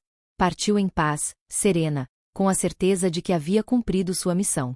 Ela viu a família prosperar, viu seus netos crescerem com dignidade, algo que ela nunca imaginou. Eu a segurei em meus braços até o último suspiro, e em seu rosto vi a tranquilidade de quem descansa. A dor da perda foi imensa, mas a gratidão por cada momento ao seu lado era maior. Eu havia conseguido cumprir minha promessa, dar a ela uma vida com menos sofrimento. Meu pai, Pedro, um homem de roça e de poucas palavras, mas de um amor gigante, viveu muitos anos depois dela. Ele era o nosso alicerce, a nossa raiz. Sentava-se na varanda da nossa casa, observando o movimento, com um sorriso de satisfação. Ele viu suas netas formadas, casadas, construindo suas próprias famílias. E eu, sua filha, a menina que ele teve que entregar por causa da fome, tinha se tornado a fortaleza da família. Ele partiu serenamente, em seu sono, como um guerreiro cansado que finalmente descansa. A loja de tecidos continuava a prosperar. Eu já era uma figura conhecida e respeitada em Juazeiro. A loja da Lúcia era sinônimo de qualidade, de bom atendimento, de honestidade. Eu ajudava as moças que trabalhavam comigo, oferecendo a elas as mesmas oportunidades que um dia recebi de seu Manuel. Eu queria ser a diferença na vida de outras pessoas, assim como muitos foram na minha. Mas a vida, meus filhos, não é feita só de flores. O tempo voa, e com ele vêm as despedidas. E a despedida mais difícil para mim foi a de meu amado Zé. Ele adoeceu de repente, uma doença que os médicos não souberam explicar, que o levou rapidamente. Eu me agarrei a ele com todas as minhas forças, mas o destino já tinha traçado seu caminho. Ver Zé partir foi como ter um pedaço de mim arrancado. Ele era a minha calma, a minha alegria, o meu companheiro de todas as horas. Senti um vazio imenso, uma dor que parecia não ter fim. As minhas filhas, já mulheres, foram o meu apoio, o meu consolo. Elas me abraçaram, me lembraram do amor que Zé me deu, da vida linda que construímos juntos. A saudade dói, meus filhos, mas com o tempo, ela se transforma em uma lembrança doce, em uma gratidão eterna. Eu olhava para minhas filhas, para meus netos, para a loja, e via o legado de Zé em cada um deles. Ele me ensinou a amar de verdade, a confiar, a construir um futuro com base no carinho e no respeito. Continuei à frente da loja, com a ajuda de Clara. Maria, a professora, abriu uma pequena escola para crianças carentes, seguindo o exemplo de Gabriel, seu anjo inspirador. Meus netos, cheios de vida, corriam pela loja, me chamando de vovó Lúcia, e cada vez que eles me abraçavam, eu sentia o amor de Zé presente em mim. Eu era uma mulher madura, com 80 e poucos anos, com o corpo cansado, mas a alma em paz. As marcas do passado estavam ali, sim, mas elas não me definiam mais. Elas eram cicatrizes de batalhas vencidas, de superações que me tornaram quem eu sou. Eu não me arrependo de nada, nem das dores, nem das perdas. Tudo me ensinou algo, tudo me tornou mais forte. Eu olho para trás e vejo a menina que fugiu do inferno, a moça que se reergueu com a força da educação, a mulher que construiu uma família e um negócio. Eu superei a fome, a escravidão, a traição, a perda. Eu encontrei o amor, construí um lar, e deixei um legado. E essa, meus filhos, é a minha história. Uma história de sofrimento, sim, mas acima de tudo, uma história de fé, de resiliência e de muito, muito amor. A vida é um rio que flui, e a gente aprende a navegar, mesmo nas corredeiras mais bravas. Meus netos, se tem algo que a vida me ensinou, é que a gente nunca está completamente livre do passado. Ele é como uma sombra que nos segue, mesmo nos dias mais ensolarados. E, às vezes, essa sombra nos alcança e nos faz reviver dores que a gente pensava estarem adormecidas. Depois de todos esses anos, quando eu já me sentia em paz com a minha história, com meu passado de escravidão, uma nova tempestade se formou no horizonte da minha vida, um novo tipo de dor, que me pegou de surpresa, bem no coração da minha família: a traição. Não a traição de um estranho, como seu Antônio, mas a traição de quem eu mais amava e confiava, a traição que veio de dentro de casa. Minhas filhas, Maria e Clara, cresceram unidas, cúmplices, as melhores amigas uma da outra. Eu sempre me orgulhei da união delas, da forma como se apoiavam. Maria, a professora, com seu coração grande e sua paixão por ensinar, vivia para a escola que fundou, a Escola Esperança, onde acolhia crianças carentes e lhes dava um futuro. Clara, minha parceira na loja, era a mente afiada para os negócios, com um tino para as vendas que me impressionava.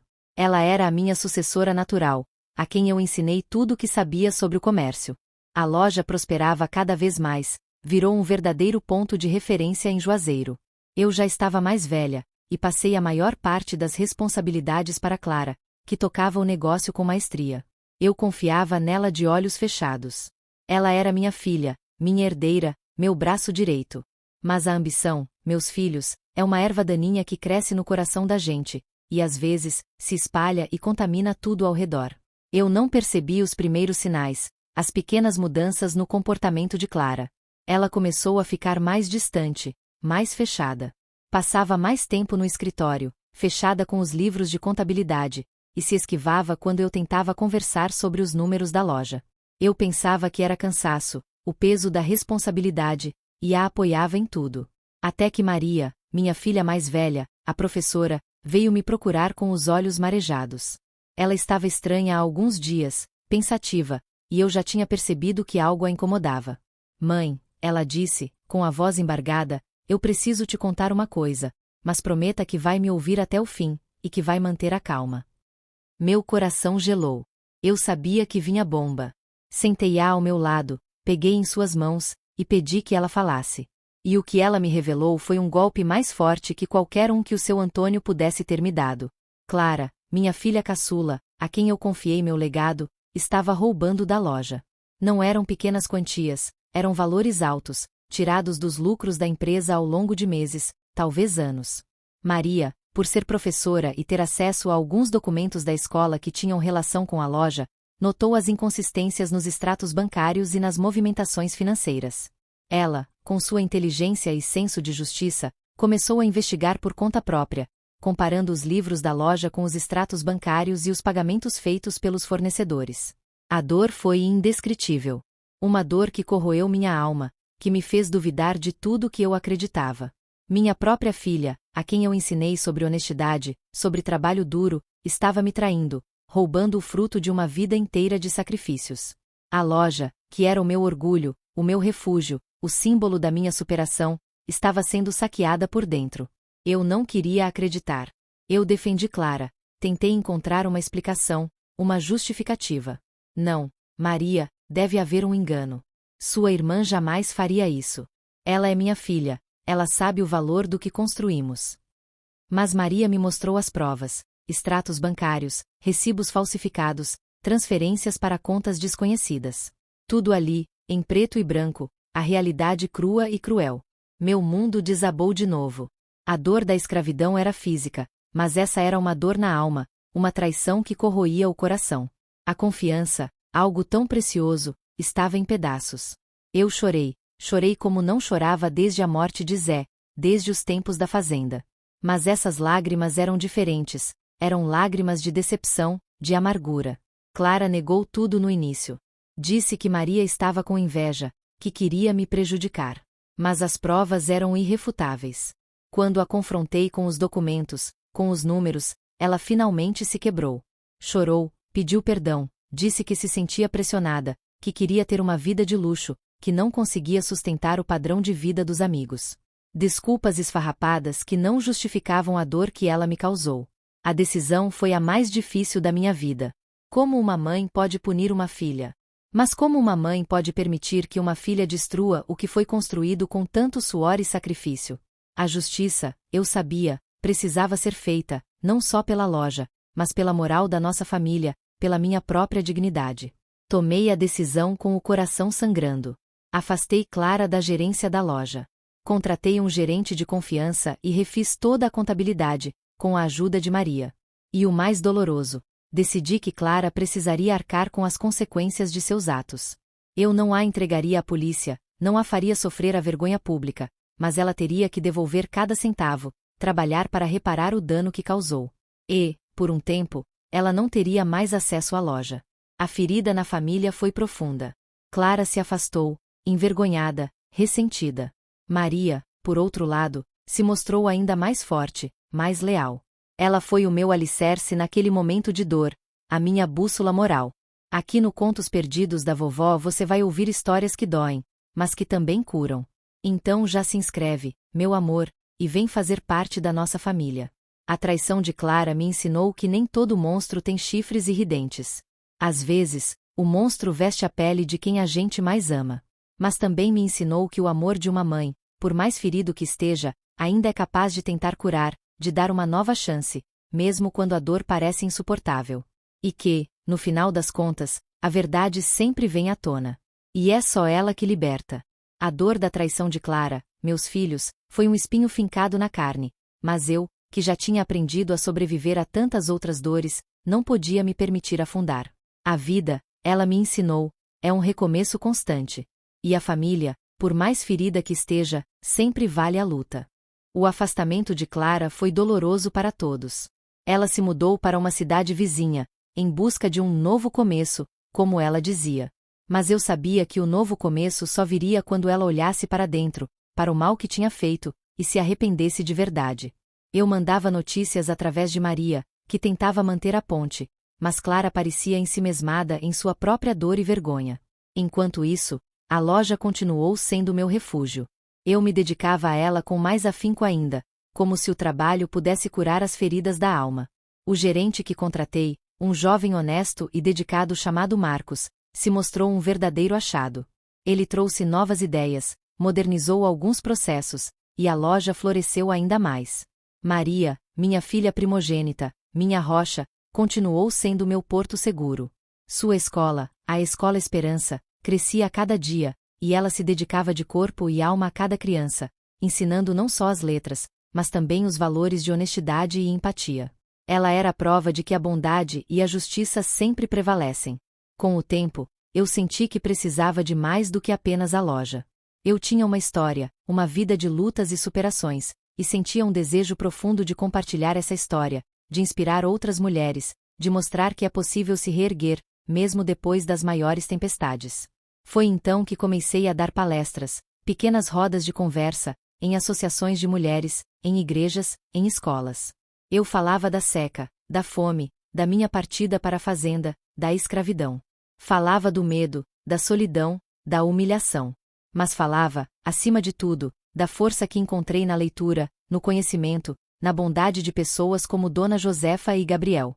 Falava da minha fuga, do reencontro com a minha família, da construção da minha vida e da minha loja. E falava da traição, da dor de ser ferida por quem se ama, mas também do perdão e da resiliência. As mulheres me ouviam com atenção, com os olhos marejados. Elas se identificavam com as minhas dores, com as minhas lutas. Algumas se aproximavam depois das palestras, contavam suas próprias histórias de superação, pediam conselhos. Eu me sentia útil, sentia que a minha vida, por mais sofrida que tivesse sido, tinha um propósito maior. Eu não era apenas uma sobrevivente, eu era uma inspiração. Um dia, depois de uma dessas palestras, uma senhora se aproximou de mim, com os olhos cheios de lágrimas. Dona Lúcia, ela disse, sua história me tocou profundamente. Eu também fui uma menina escravizada, mas nunca tive coragem de contar a ninguém. Eu a abracei forte, sentindo uma conexão instantânea. Dali em diante, eu me tornei uma espécie de mentora para ela, e para muitas outras mulheres que vieram depois. A loja se tornou um ponto de apoio para essas mulheres. Eu oferecia a elas pequenas oportunidades de trabalho, ensinava a elas sobre empreendedorismo, sobre como se reerguer. Algumas delas, inclusive, abriram seus próprios pequenos negócios, inspiradas na minha trajetória. Era um ciclo de apoio e superação que me enchia o coração de alegria. Meus netos cresciam, alguns já adultos, outros iniciando suas próprias famílias. Eu os via prosperar, com seus estudos, seus trabalhos, seus valores, e sentia que o meu legado estava seguro. A família era grande, barulhenta, cheia de amor. E eu, a matriarca, a vovó Lúcia, era a guardiã das histórias, a contadora de causos, a lembrança viva de que a força da gente reside na capacidade de amar e de perdoar. A vida me deu muitas rasteiras, sim. Me tirou o pai, a mãe, o marido. Me fez sentir a dor da traição. Mas também me deu a chance de reconstruir, de amar de novo, de ser um farol para outras pessoas.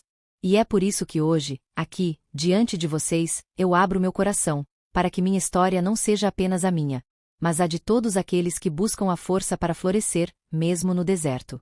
A vida continuava seu fluxo, e eu, Lúcia, com 80 e tantos anos, me via como uma árvore antiga, de raízes profundas e galhos que testemunharam muitas estações.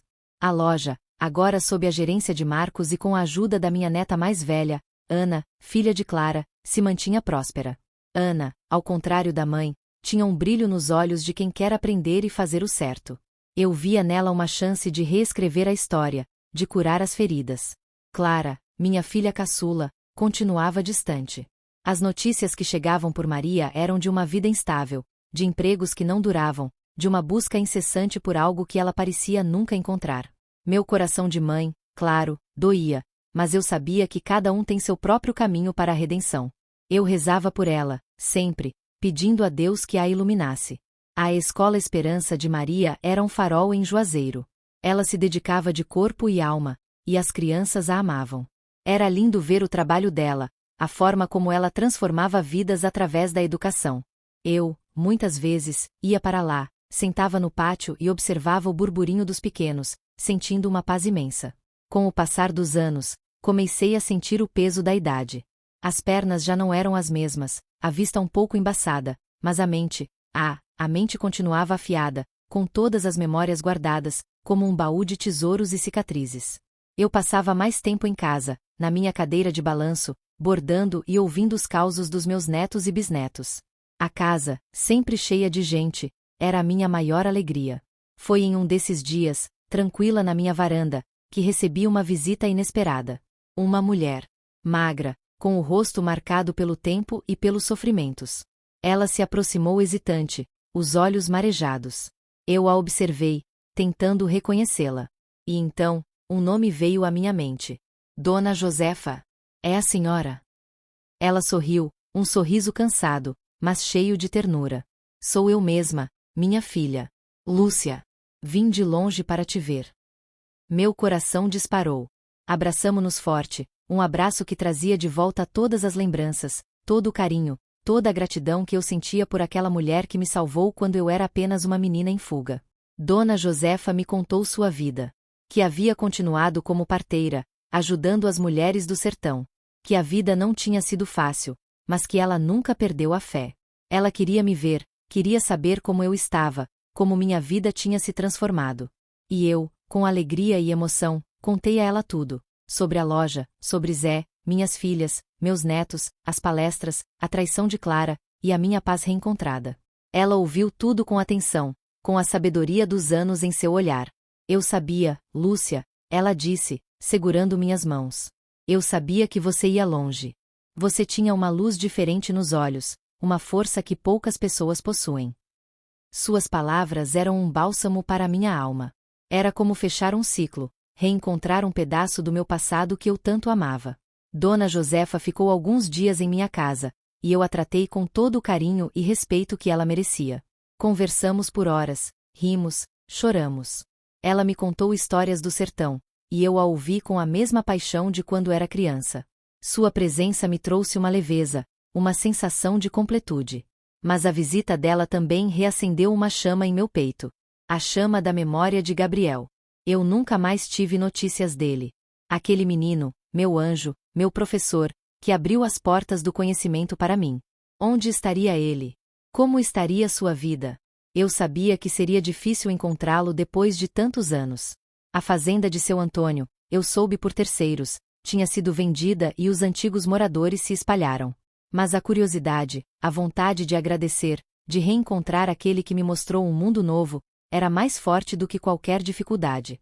Decidi que eu precisava tentar.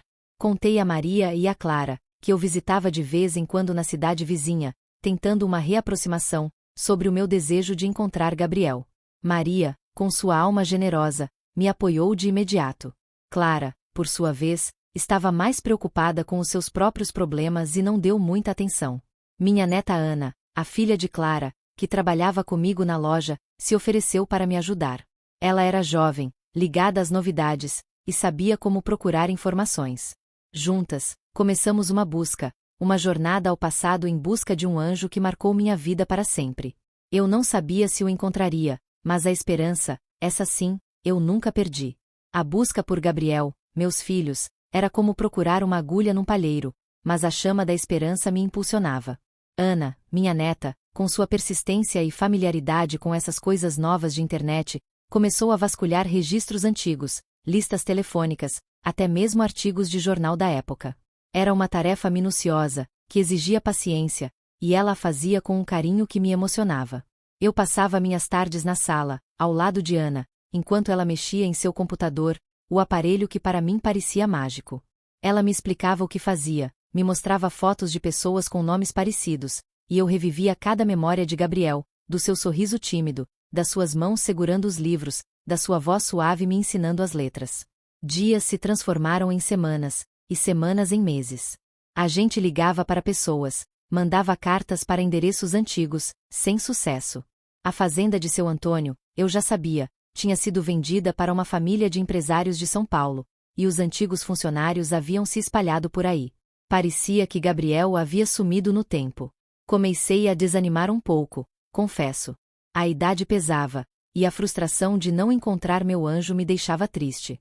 Não se preocupe, vovó, Ana me dizia, com seu jeito carinhoso.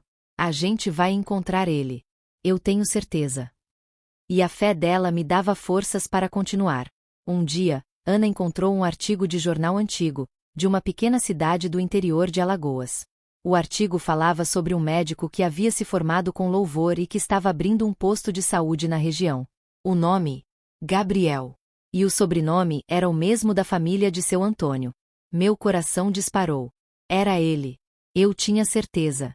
Aquele momento foi como um raio de sol em um dia nublado. Eu chorei de emoção, abracei Ana com força, agradecendo a Deus por ter me dado essa neta tão especial. Eu precisava vê-lo, precisava agradecê-lo pessoalmente por tudo que ele fez por mim, por ter me mostrado a luz no meio da escuridão. A viagem até Alagoas era longa, e eu já não tinha mais o vigor de antes.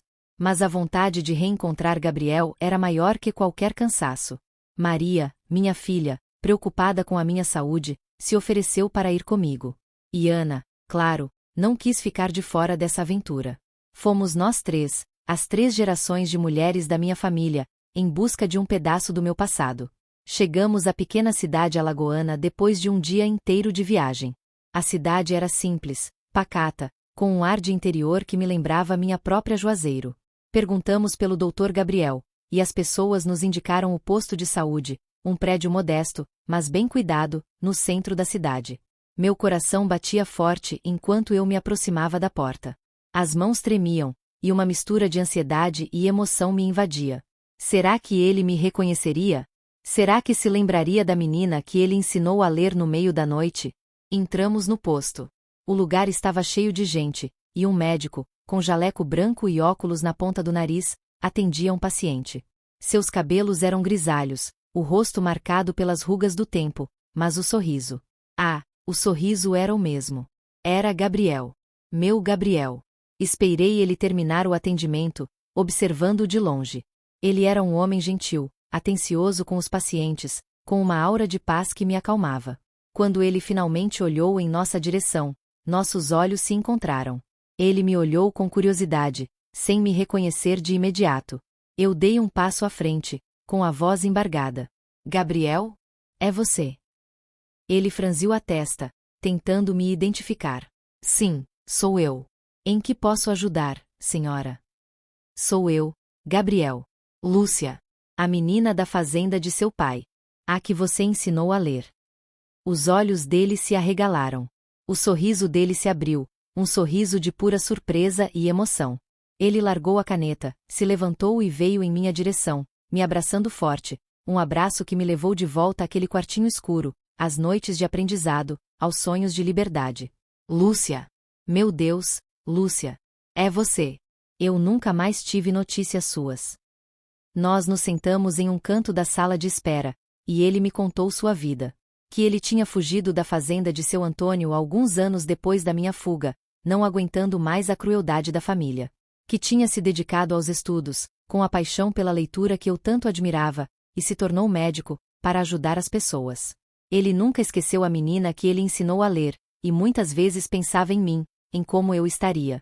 Eu contei a ele toda a minha história, desde a minha fuga, o reencontro com minha família, a construção da loja, a perda de Zé, a traição de Clara, e a minha busca por ele. Ele ouvia tudo com atenção, os olhos marejados, a cada palavra um suspiro de admiração. Lúcia, você é uma mulher incrível. Eu sempre soube que você seria grande. O reencontro com Gabriel foi um dos momentos mais emocionantes da minha vida. Eu agradeci a ele por tudo, por ter sido a luz no meu caminho, por ter me dado a ferramenta mais preciosa que eu poderia ter, o conhecimento. Ele, com sua humildade, disse que eu era a verdadeira heroína da história, que a força estava dentro de mim. Naqueles dias que passei em Alagoas, ao lado de Gabriel, senti que o círculo se fechava. A menina que aprendeu a ler escondida, a mulher que superou as adversidades, a vovó que reencontrou seu anjo. A vida, ela tem seus mistérios, suas dores, mas também seus presentes. E Gabriel foi um dos maiores presentes que a vida me deu. Ele me mostrou que a educação é a verdadeira liberdade. O reencontro com Gabriel, meus filhos, foi como fechar um livro antigo e reler as páginas mais bonitas. Voltei para Juazeiro com a alma lavada, o coração em paz. Eu já tinha 80 e tantos anos, o corpo cansado, mas a mente viva, cheia de gratidão. A vida tinha me dado uma nova chance de completar um ciclo importante da minha história. Em Juazeiro, a vida seguia seu ritmo. Minhas filhas, Maria e Clara, apesar das diferenças, tentavam manter a união familiar. Maria, com sua escola, continuava a semear a esperança na vida das crianças. Clara, ainda lutando para se encontrar, vinha me visitar de vez em quando, e eu, como boa mãe, sempre a recebia de braços abertos, sem julgamentos. Eu sabia que o perdão, o verdadeiro perdão, é um caminho longo, e que a gente precisa dar tempo para as feridas cicatrizarem. Meus netos e bisnetos eram a minha maior alegria. A casa sempre cheia, o burburinho das crianças, os almoços de domingo com a família reunida. Eu contava a eles as histórias da minha vida, as dores e as alegrias, as lições que aprendi em cada tombo e em cada vitória.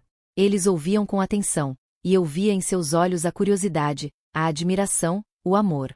Eu sabia que estava deixando um legado, não só de bens materiais, mas de valores, de resiliência, de fé. A loja, que um dia foi o meu sustento, o meu orgulho, agora era tocada com maestria pela minha neta Ana. Ela tinha o meu tino para o comércio, a minha honestidade, e a minha paixão por servir. Eu ia lá de vez em quando, sentava na minha cadeira de vime e observava o movimento, sentindo a satisfação de ver meu sonho continuar vivo, crescendo nas mãos da próxima geração.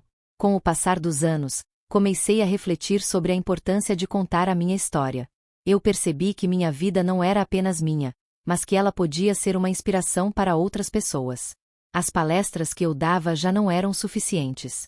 Eu queria que minha voz chegasse mais longe, que minha mensagem de superação tocasse o coração de quem precisava. Foi então que surgiu a ideia de registrar tudo. Inicialmente, pensei em escrever um livro, mas minha vista já não era a mesma, e as palavras não vinham com a mesma fluidez de antes. Minha neta Ana, sempre atenta e cheia de ideias, sugeriu algo diferente, algo moderno.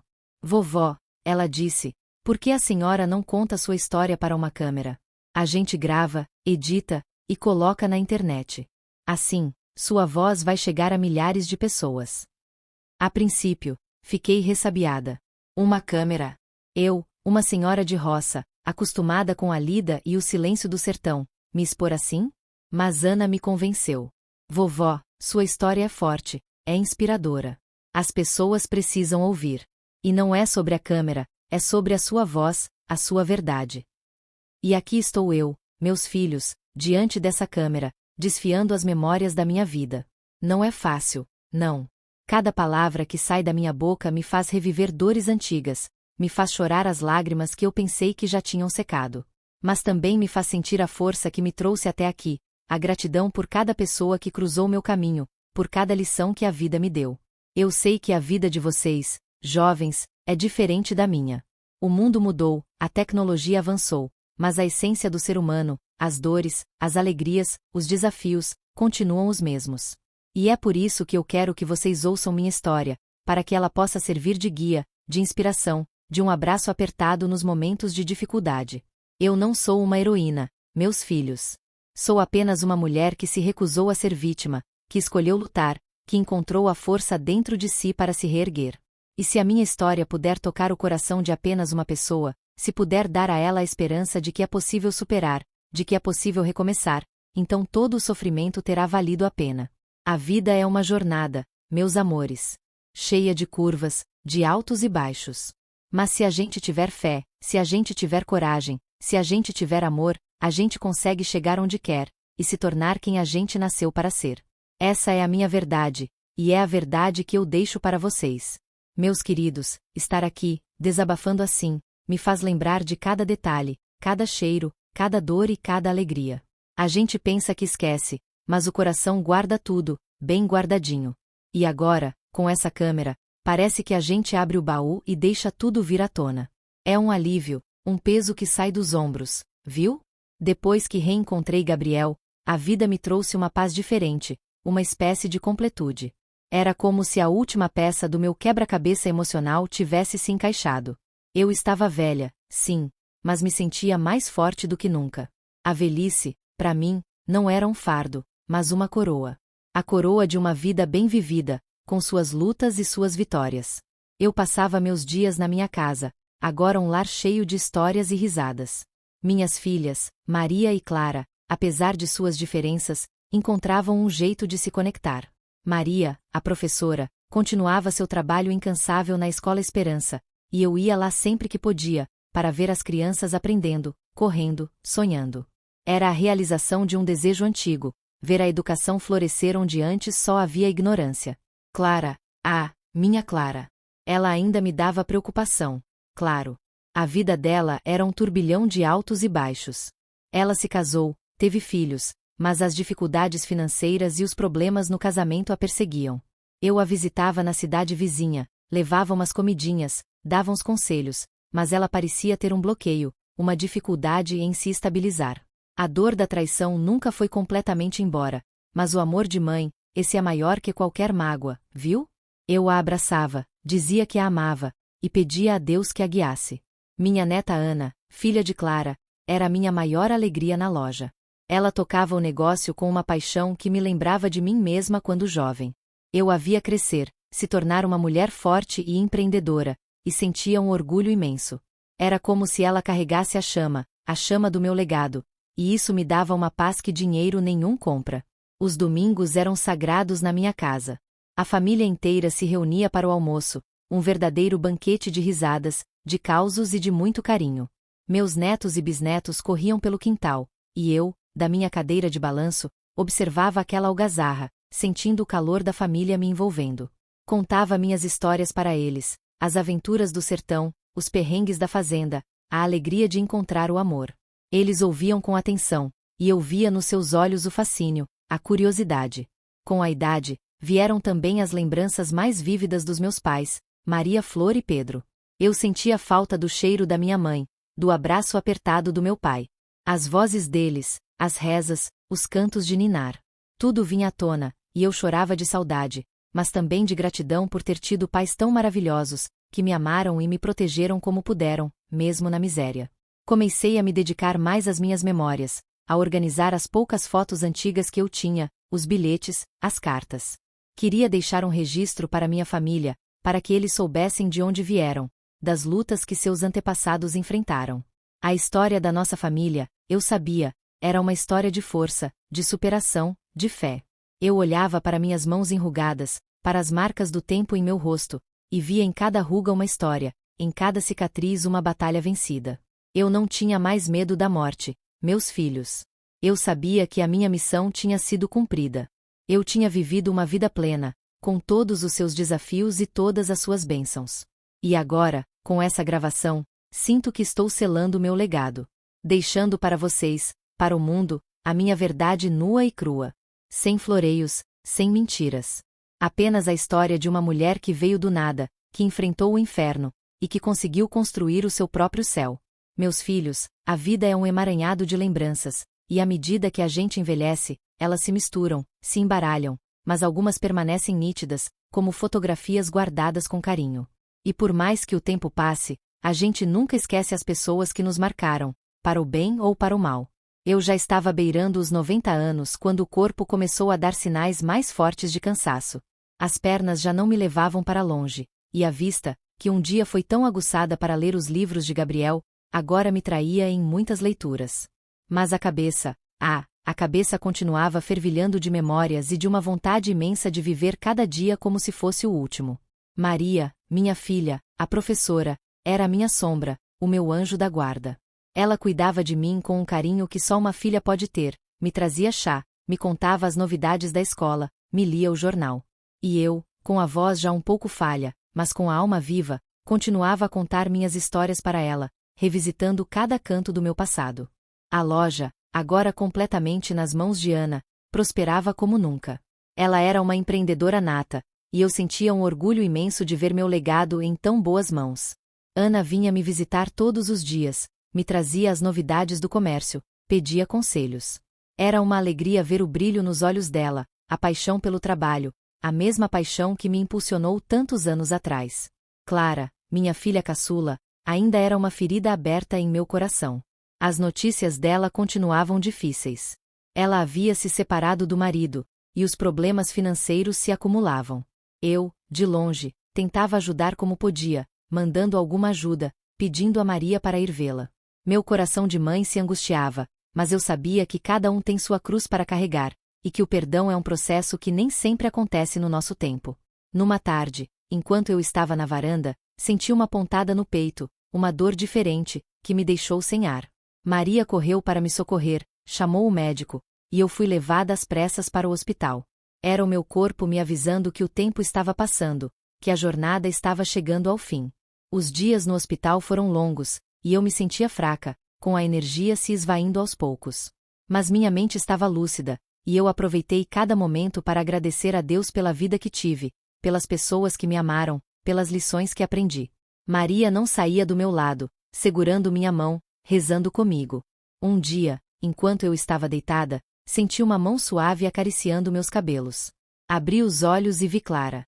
Ela estava ali, ao meu lado, os olhos marejados, o rosto abatido, mas com um brilho de arrependimento que nunca tinha visto antes.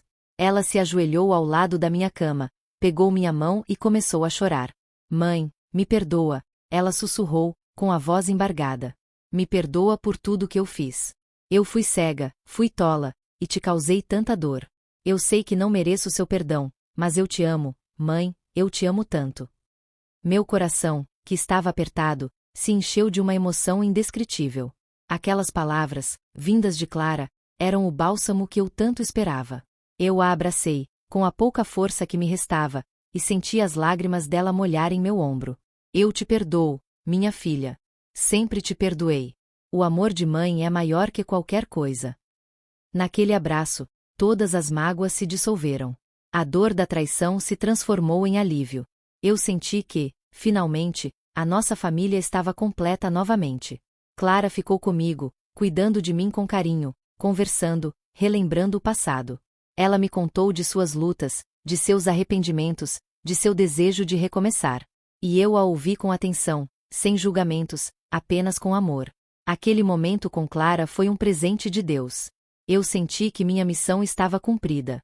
Eu tinha perdoado, tinha sido perdoada, e tinha visto minha família unida novamente. A vida, ela me ensinou, é feita de encontros e despedidas, de dores e alegrias, de perdas e recomeços.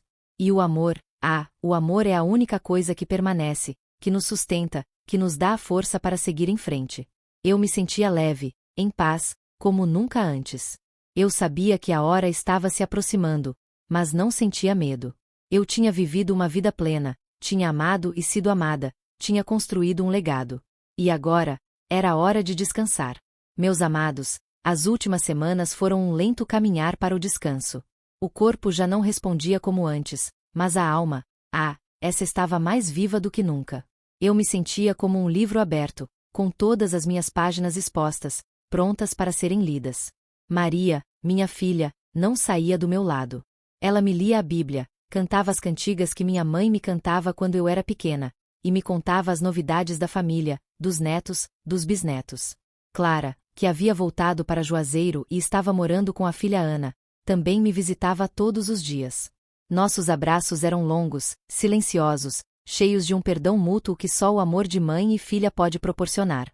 Ela me contava dos seus planos de recomeço, de como estava buscando um novo rumo para sua vida, e eu sentia um alívio imenso em saber que ela estava encontrando seu caminho, mesmo que tardiamente. A gente nunca desiste de um filho, viu? Nunca. A casa estava sempre cheia, um entra e sai de gente. Meus netos e bisnetos vinham me ver, me trazer flores, me dar beijos.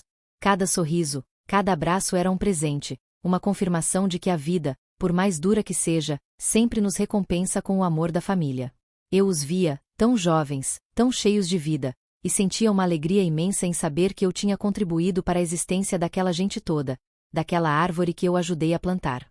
Eu passava a maior parte do tempo deitada, mas minha mente viajava por todas as épocas da minha vida. Eu revivia a seca no Ceará, o cheiro da terra rachada, a fome que nos corroía. Eu sentia o medo da fazenda de seu Antônio, o frio na espinha, o peso daquela vida de servidão. E depois, a coragem de fugir, a aventura na estrada, a bondade de Dona Josefa. Ah, Dona Josefa, que mulher de Deus! Eu lembrava de Gabriel, meu anjo, meu professor. Da luz que ele acendeu em minha vida, da paixão pelos livros que ele me transmitiu. Eu me via na loja de seu Manuel, aprendendo, prosperando, me tornando uma mulher de negócios. E depois, Zé, meu amor, meu porto seguro, o pai das minhas filhas, a alegria da minha vida. A saudade dele ainda apertava o peito, mas era uma saudade doce, cheia de gratidão. As perdas, as traições, as dores. Tudo vinha à tona, mas de uma forma diferente. Não mais com a amargura do passado, mas com a serenidade de quem entendeu que tudo aquilo me transformou, me moldou, me fez a mulher que eu sou. Eu não me arrependia de nada. Cada cicatriz era uma história, cada lágrima derramada era uma lição aprendida. Nos últimos dias, eu sentia que o fim estava próximo. Uma paz profunda me envolvia. Eu não tinha medo. Eu tinha vivido, tinha amado, tinha lutado. E agora, era hora de descansar, de encontrar aqueles que partiram antes de mim. Pedi a Maria para me ler o Salmo 23, meu salmo preferido.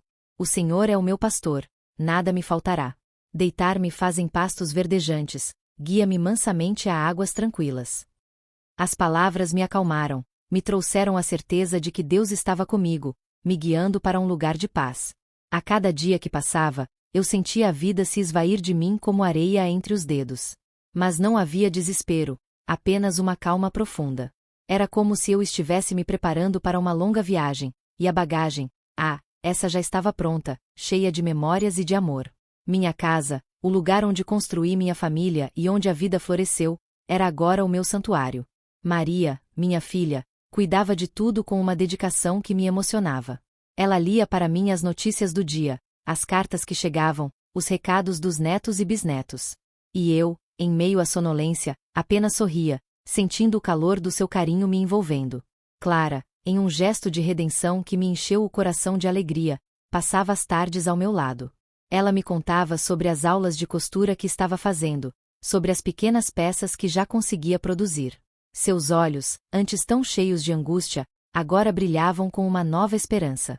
Era o recomeço que eu tanto desejava para ela. Ela me pedia para contar as histórias da loja, de seu Manuel, de como eu comecei do nada.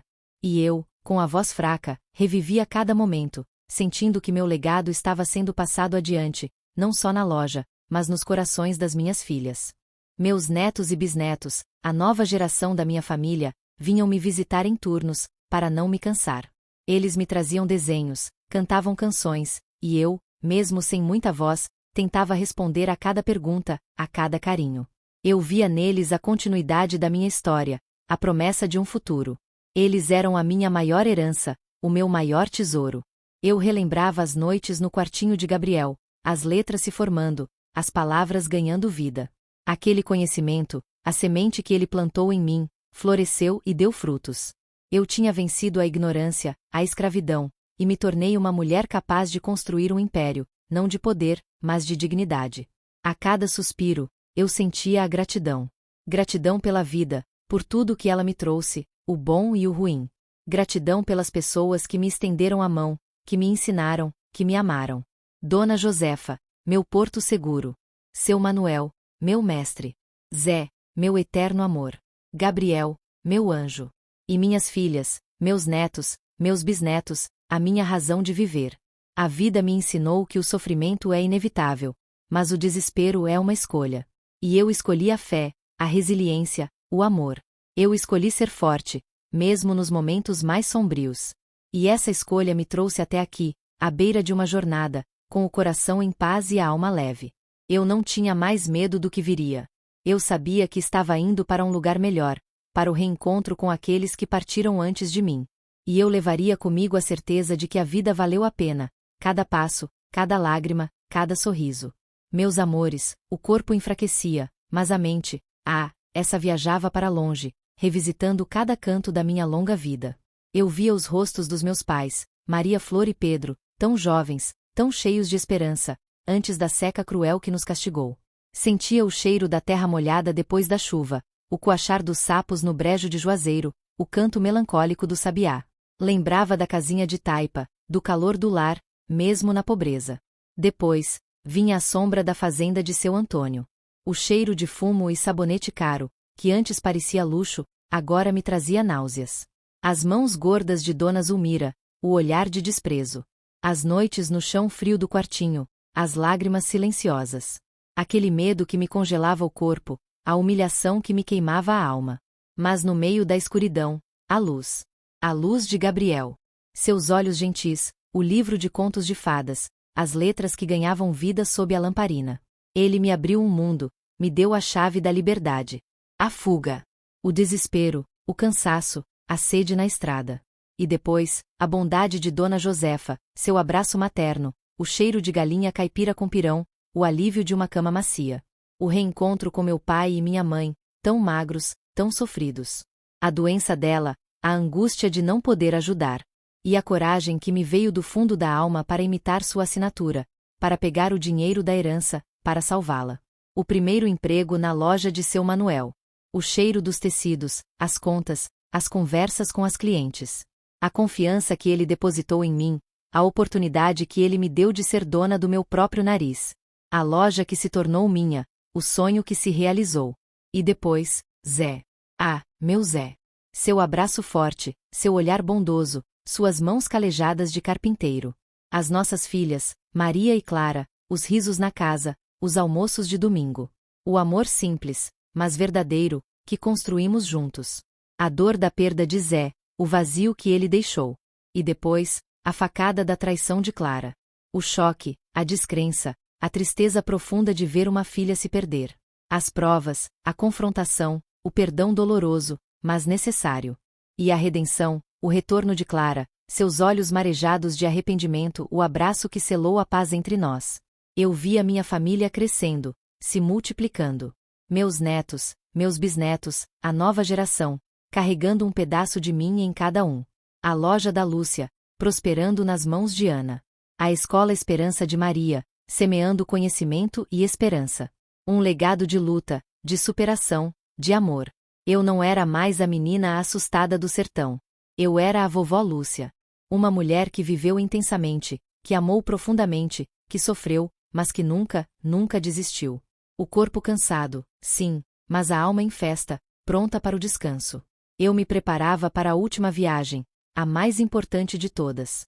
E eu sabia que não iria sozinha. Levaria comigo as lembranças, os amores, as lições. Tudo o que me fez ser quem eu sou. Meus filhos, a vida é um fio que se tece, e o meu já estava quase no fim. Eu sentia a proximidade, não com medo, mas com uma serena aceitação. O cansaço me dominava, mas a paz me envolvia, como um manto quente e suave.